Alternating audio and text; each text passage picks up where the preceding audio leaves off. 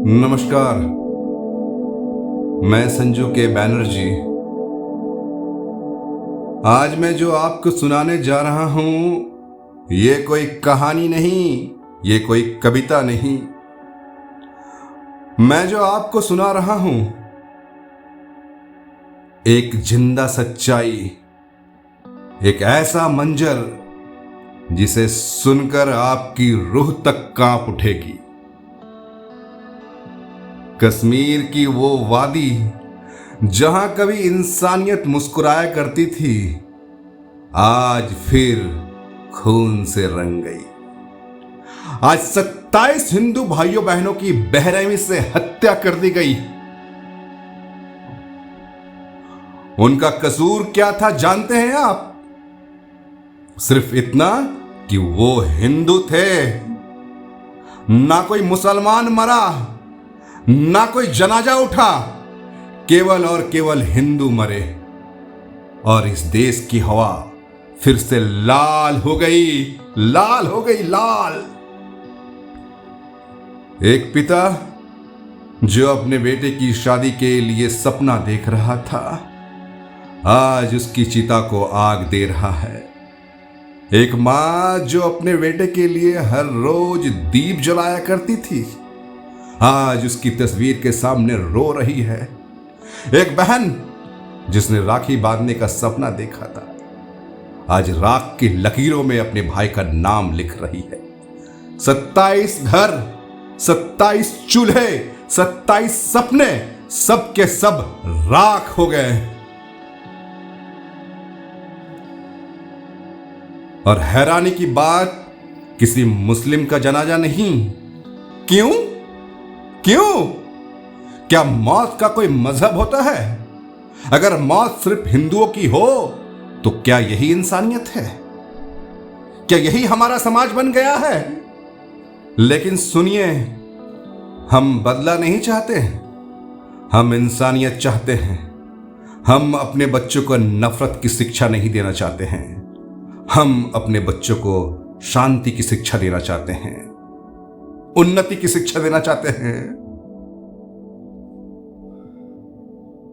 तरक्की की शिक्षा देना चाहते हैं।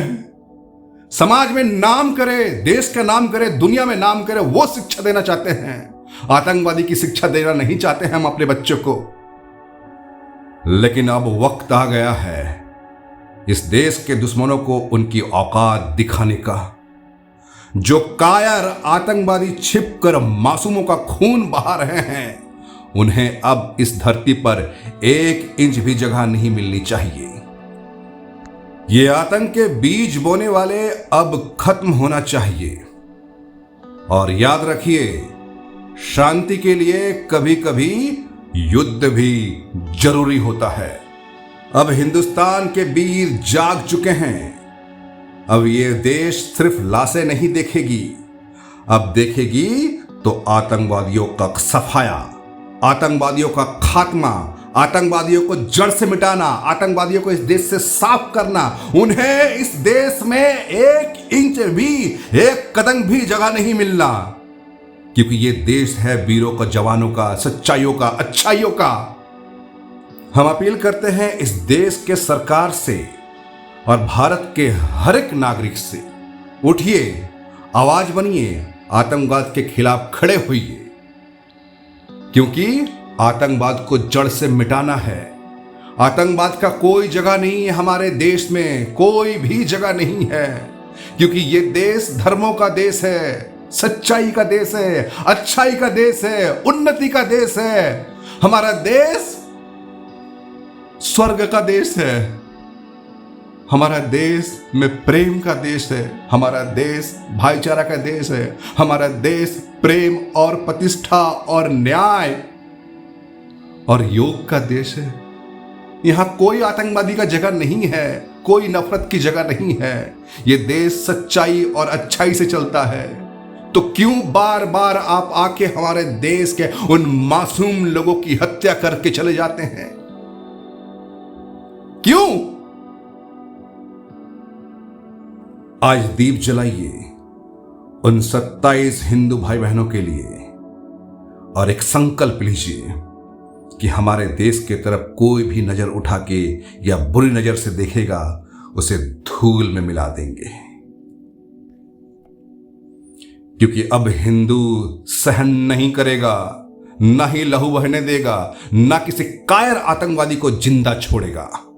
इंसानियत की इस लड़ाई में अब आवाज बुलंद कीजिए, क्योंकि अब अगर आप चुप रहें तो इस देश के लिए दोष हो सकता है, गुनाह हो सकता है।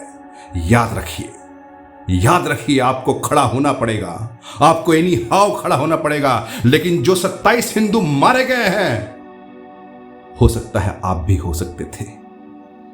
हो सकता है ये आतंकवादी जो कश्मीर में हुआ है कहीं भी हो सकता है, देश के हर कोने में हो सकता है। अगर आप आज चुप रहें, अगर आपने अपनी आवाज बुलंद नहीं किया, अगर आप इन आतंकवादियों, इन कायर मुट्ठी भर आतंकवादियों के लिए खड़े नहीं हुए, तो याद रखिए कल आप भी निशाने में आ सकते हैं, कल आपका भी नंबर आ सकता है। इसलिए आतंकवादियों को इस देश से मिटाना होगा, जड़ से मिटाना होगा, उसका सफाया करना होगा, उसका खात्मा करना होगा। तभी जाके हम अमन, शांति और सुख से रह सकते हैं इस देश में। मैं संजू के बैनर्जी आपसे विदा लेता हूं और विनती करता हूं कि आपको मजबूत के साथ में खड़ा होना पड़ेगा। ठीक है, मिलते हैं, तब तक के लिए अपना ख्याल रखें और मजबूत बनिए और खड़े होइए। जय हिंद, जय भारत।